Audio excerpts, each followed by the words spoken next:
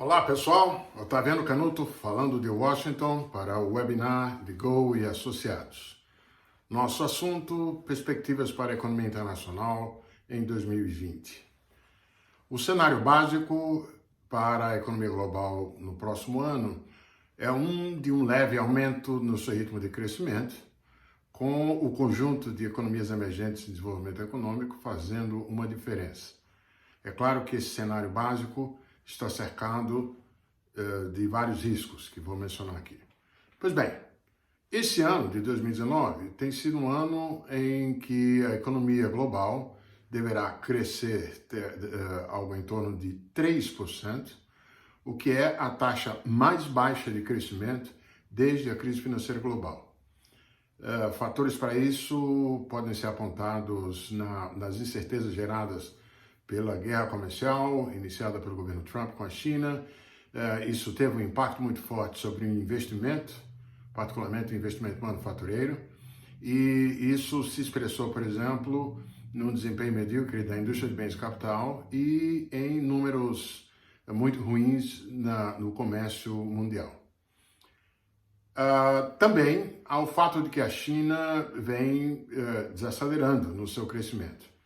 Essa queda no crescimento chinês desse ano, em parte, refletiu o impacto das tarifas norte-americanas, né, e com o deslocamento de parcelas da produção das cadeias de valor para outros países, mas ela tem principalmente como pano de fundo o rebalanceamento da economia chinesa que vem em curso desde o começo dessa década, que a economia chinesa está se transformando do seu padrão baseado em investimentos que no passado eram em torno de 50% do PIB para uma economia mais dependente do consumo doméstico, com ritmo de crescimento menor, portanto, mas com presença maior da distribuição do poder de compra para a população.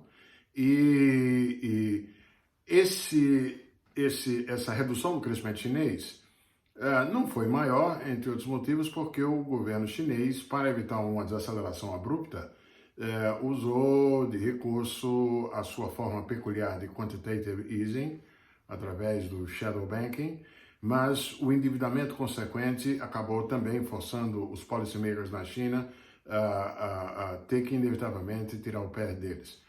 A economia chinesa deve, esse ano de 2020, crescer, inclusive, abaixo de 6%. Já no caso das economias avançadas, supondo-se que não haja aprofundamento das incertezas a que me referi, nós vamos ter aí um crescimento em torno de 1,7% do conjunto das economias avançadas. Há uma convergência de projeções em relação à economia americana na faixa de 1,7%, como é o caso do JP Morgan, a quase 2%, sendo que esta semana Goldman Sachs veio com uma revisão para cima a partir dos dados muito favoráveis de emprego mais recente, jogando essa taxa para algo entre 2,25% ou 2,5% para o ano que vem. Pois bem, quando eu disse que as economias emergentes de desenvolvimento econômico vão fazer a diferença, é porque o crescimento projetado médio para o conjunto de emergentes de desenvolvimento, pelo Fundo Monetário, por exemplo, é algo em torno de 4,6%. É claro que tem aí uma heterogeneidade muito grande. Essa taxa para cima está sendo levantada por emergentes da Ásia, enquanto que o comportamento do PIB na América Latina será bem mais abaixo, algo esperado em torno de 1,8%, mesmo, evidentemente, com o Brasil sendo agora projetado para crescer acima dos 2% do PIB. Pois bem, que riscos são os que me referi, que têm que ser considerados ao lado do baseline? O principal deles, é claro, com ou sem a primeira etapa do acordo entre China e Estados Unidos, se conta que não haja agravamento e extensão a outras áreas. Não me refiro ao confronto na área tecnológica, porque esse vai perdurar, mas basta que não haja, digamos assim, uma extensão mais de guerra tarifária para que, de certa maneira, o cenário básico seja contemplado.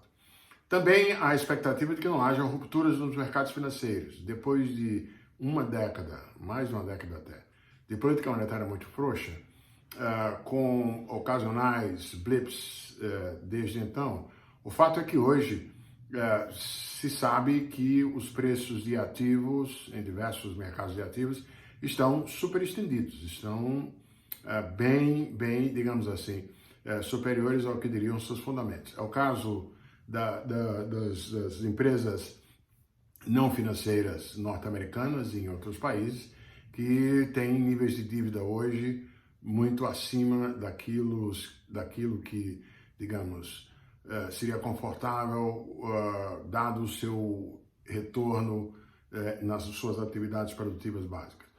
Tem atenuantes para esse risco.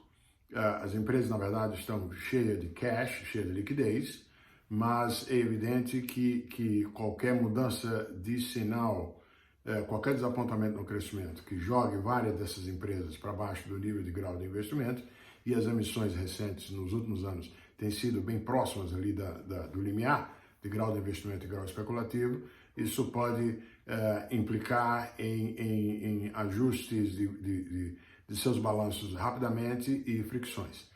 Também há uma preocupação com a exposição de investidores institucionais que, em busca de retorno, estenderam a sua exposição muito fortemente a ativos de risco e sem liquidez. Nesse contexto, o grande assunto do momento é aquele susto que ocorreu no mercado de repo, um grande atacado de repo norte-americano em setembro.